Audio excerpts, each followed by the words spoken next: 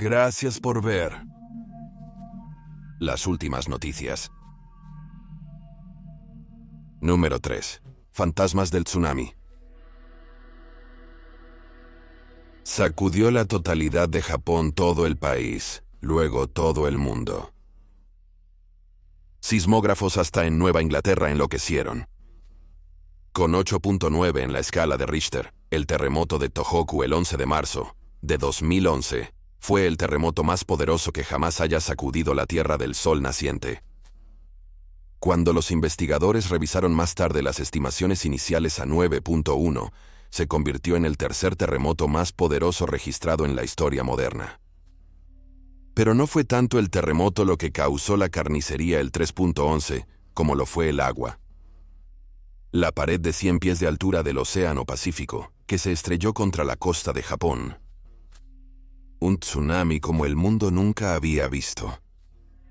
Cuando el agua finalmente retrocedió, casi 20.000 personas habían muerto, con la mayoría nunca recuperada, dejando a los seres queridos incapaces de darles un descanso adecuado. Casi inmediatamente después del desastre, los residentes alrededor de la península de Oshika en Japón comenzaron a reportar experiencias extrañas. Un hombre buscó esperanzado a su madre, desaparecida en la inundación.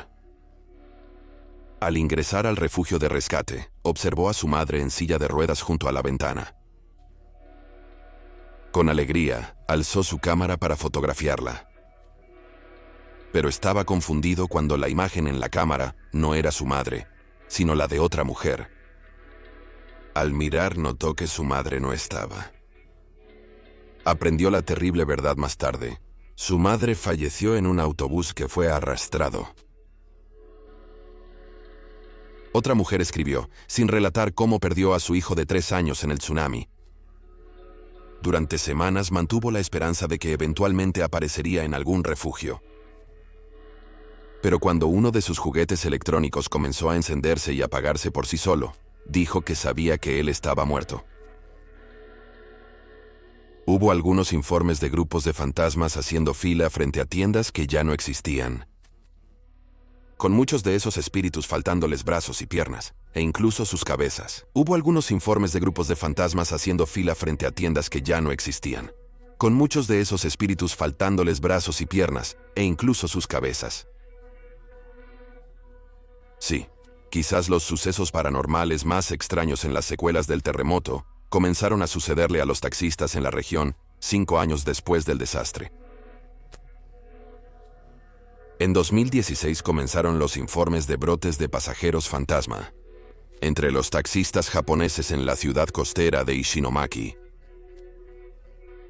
Esa área casi había sido borrada del mapa por una oleada de agua de mar. 3.000 de sus residentes estaban muertos o desaparecidos.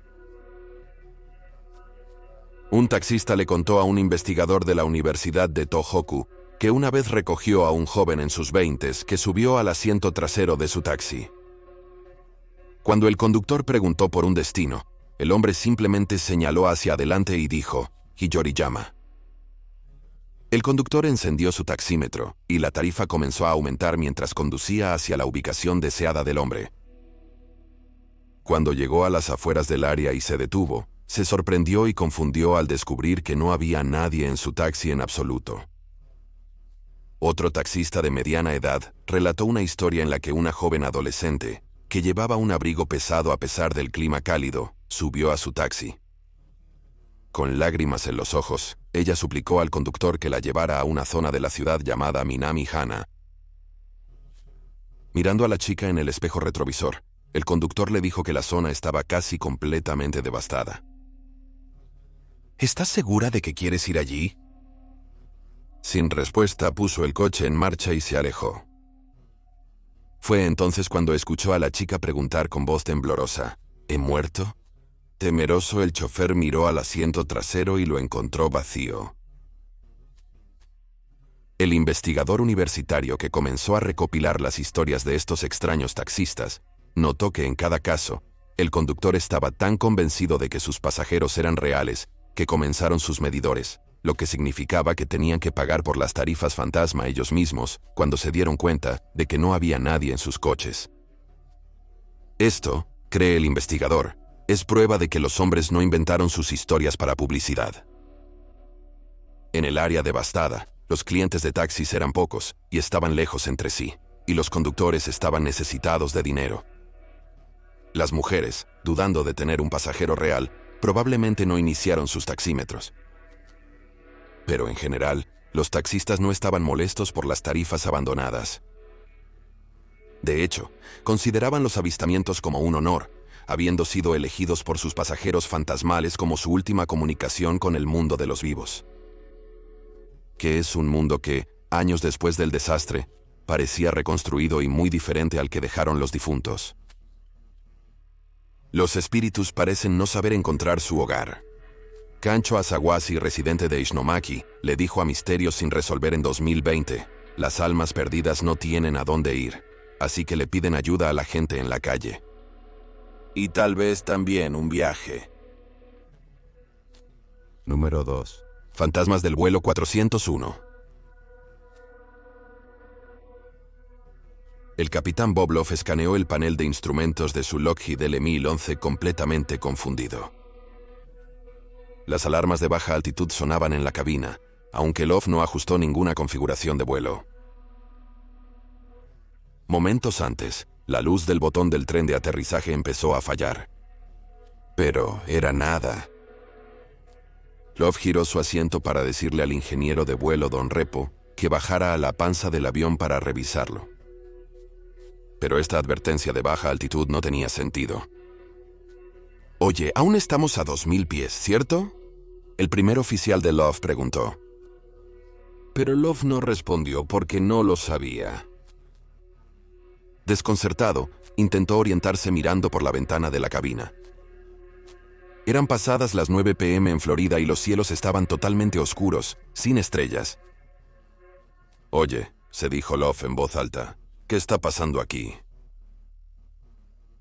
10 segundos después, el 29 de diciembre de 1972, el Jumbo Jet de Eastern Airlines se estrelló en un pantano en los Everglades de Florida, matando a 103 personas incluyendo a Love y al segundo oficial Don Repo. Posteriormente, los investigadores atribuyeron directamente a la tripulación del vuelo la culpa del accidente. Habían estado distraídos, dijeron, por la bombilla quemada. Love había desactivado el piloto automático y todos habían fallado en notarlo. Eastern Airlines pagó $250,000 a cada uno de los 75 sobrevivientes del accidente, por lo que la NTSB dijo que fue un error de cabina del piloto Bob Love. Sin embargo, el dinero probablemente no fue nada comparado con la experiencia de sobrevivir a un accidente de avión en un pantano, solo para ser evaluado por enjambres de hambrientos cocodrilos mientras esperaban el rescate. Pero, ¿y los muertos? Como en muchos casos de apariciones, los fantasmas a menudo regresan al mundo de los vivos en casos donde sus muertes eran prevenibles y no se respetaron. A veces esos fantasmas buscan justicia o retribución. Y eso es lo que sucedió con el vuelo 401, gracias a un poco de frugalidad de la misma Lockheed. La empresa estuvo al borde de la quiebra en los inicios de los años 70. Entonces, después de la investigación del accidente, Lockheed recogió los restos del avión, decidido a rescatar lo que aún funcionaba y usarlo de nuevo para ahorrar dinero. Las piezas mecánicas del avión TriStar del vuelo 401 fueron limpiadas e instaladas de nuevo en otros aviones de la flota de Eastern Airlines. De hecho, toda el área de la cocina del 401 fue reconstituida y colocada en un nuevo lugar. Después, fue movida a la cocina de otro avión, permitiendo a los fantasmas del vuelo 401 regresar a nuestro mundo. Un informe temprano tenía al vicepresidente de la aerolínea abordando un vuelo a Nueva York. Asomó la cabeza en la cabina para saludar a sus empleados. El piloto se volvió y sonrió, y charló con el vicepresidente por un rato. El ejecutivo tomó asiento en primera clase y observó cómo momentos después, el piloto del avión subió a bordo y entró en la cabina vacía. Más tarde, el ejecutivo se dio cuenta de que el hombre con el que estaba hablando era, de hecho, el querido piloto fallecido, Bob Loft. Otra historia relata a una azafata intentando despertar a un hombre aturdido, sentado en una sección vacía en la parte delantera del avión. El hombre llevaba puesto un uniforme de piloto, pero no respondía cuando la azafata intentaba despertarlo. Ella se dirigió a la cabina e informó al piloto, quien desabrochó su cinturón y se dirigió a la zona de pasajeros para revisar al hombre. Pero el piloto se puso pálido cuando reconoció al hombre como su viejo amigo, Bob Loft. El piloto se volvió para decirle a la azafata, pero cuando volvió, ambos se quedaron atónitos al descubrir que el hombre había desaparecido. Otros auxiliares de vuelo de Eastern Airlines reportaron avistamientos de Bob Loft y la cara de Bob Loft y todo, desde un compartimento superior hasta el vidrio en la mini estufa de la cocina. Un ingeniero de vuelo trajo su registro sobre una experiencia que tuvo con el resto de su tripulación. Mientras estaban en grupo discutiendo las capacidades del avión, uno de los hombres habló y advirtió a los demás sobre la falla electrónica del avión.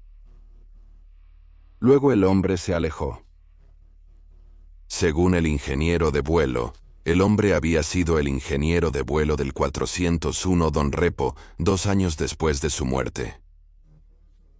Para confirmar, se verificaron los electrónicos y efectivamente tenían defectos. En los 4 años aproximadamente después del accidente del vuelo 401, hubo tantos encuentros paranormales reportados a Eastern Airlines que les dijo a sus empleados que dejaran de hablar de ellos bajo amenaza de una demanda. Este supuesto encubrimiento fue documentado en el libro más vendido, El fantasma del vuelo 401, por John G. Fuller. El libro finalmente se convirtió en una película de NBC de 1978 muy valorada, protagonizada por Ernest Borgnine y Russell Johnson, el profesor de la isla de Gilligan como Bob Loft. La tesis del libro y la película esencialmente afirma que Eastern Airlines fue directamente responsable del brote de fantasmas porque permitió partes reutilizadas para el avión maldito, 401 y otros aviones. Eastern Airlines, dijo el autor, retiró y destruyó los registros de los empleados que describían las apariciones. Luego, la aerolínea amenazó con demandar al autor antes de darse cuenta de un posible desastre de relaciones públicas. En cambio, Eastern comenzó metódicamente a retirar las piezas del 401 de sus aviones durante un periodo de 2 años. Posteriormente a 1974 no se reportaron más apariciones o advertencias etéreas de Romnus. Pero hubo justicia. Como dijimos, los fantasmas a menudo nos aparecen buscando algún tipo de equidad cósmica.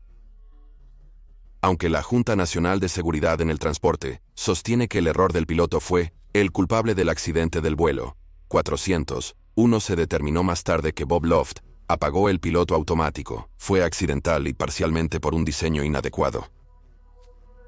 El apagado podría ocurrir con un simple golpe de rodilla al yugo de dirección.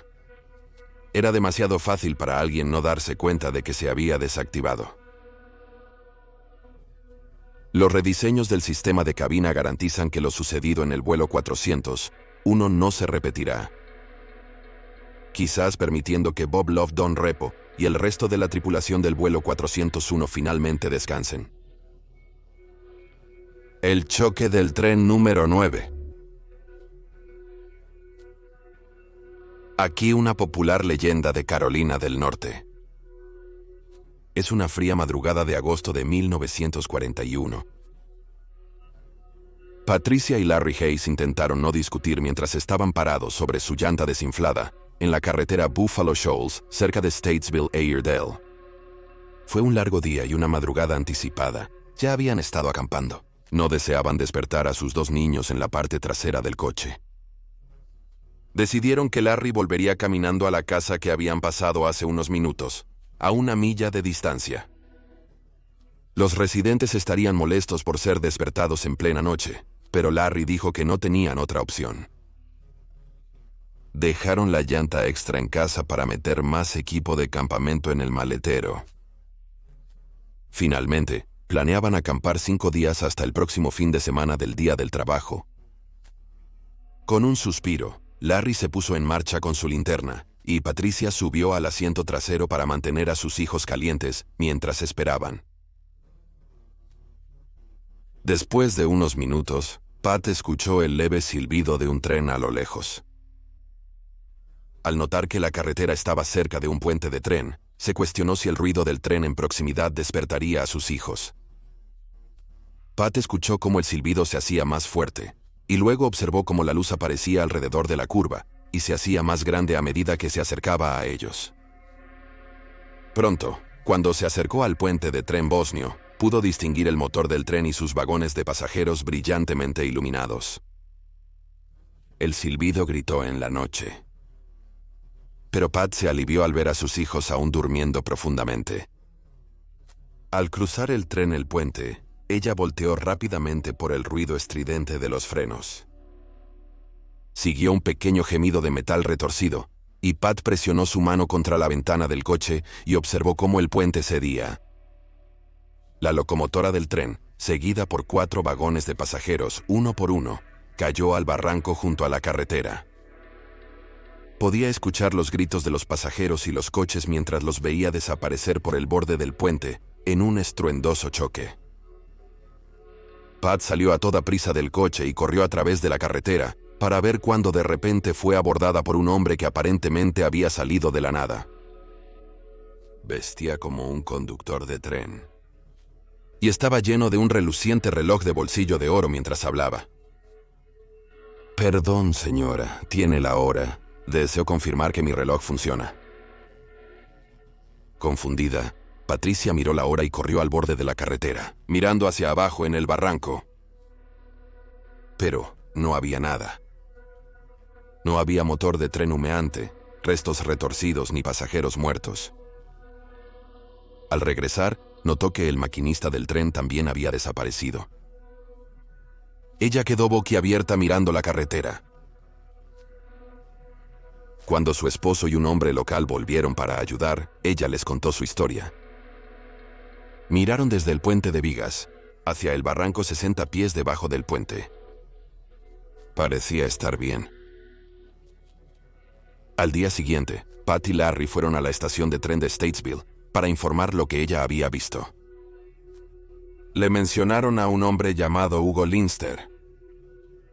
Él era un maestro de equipaje. En el tren 9, un auténtico puntual.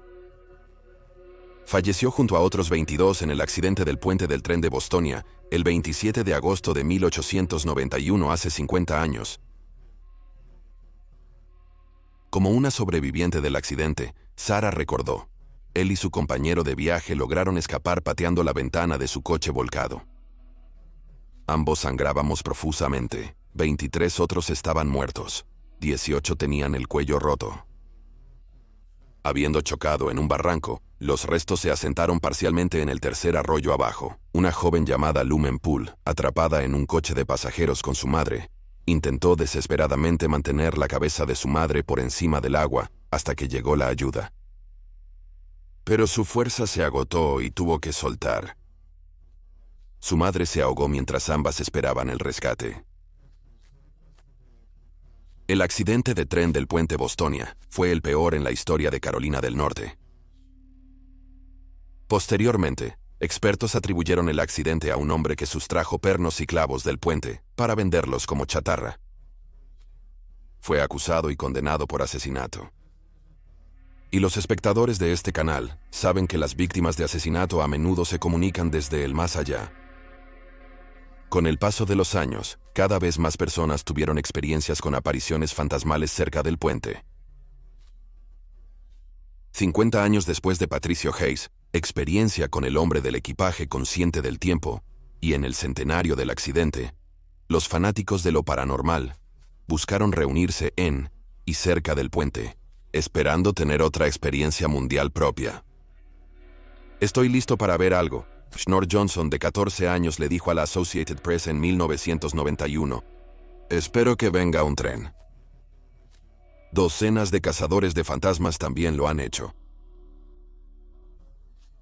En los años posteriores al centenario, La gente ha acudido en masa al puente el 27 de agosto. Los vendedores venden camisetas y silbatos de tren. Reporteros locales cubren la congregación. Y como dice la canción, es la fiesta del hombre muerto. ¿Quién podría pedir más?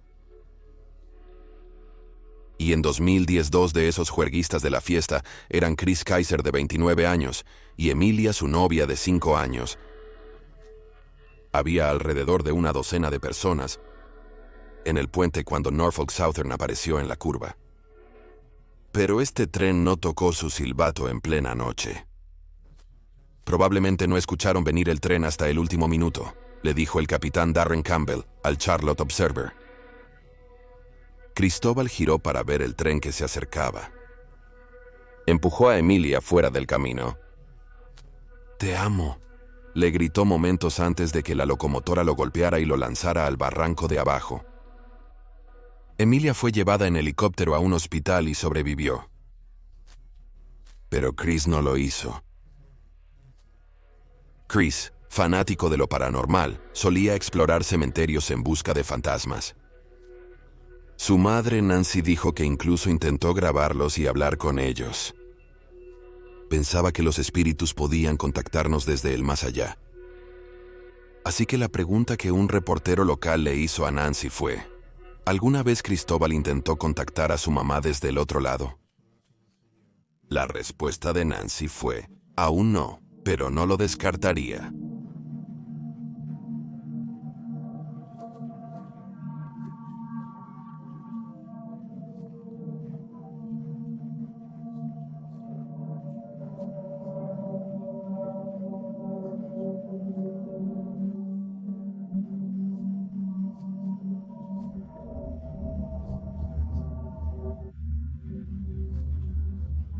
Semanas.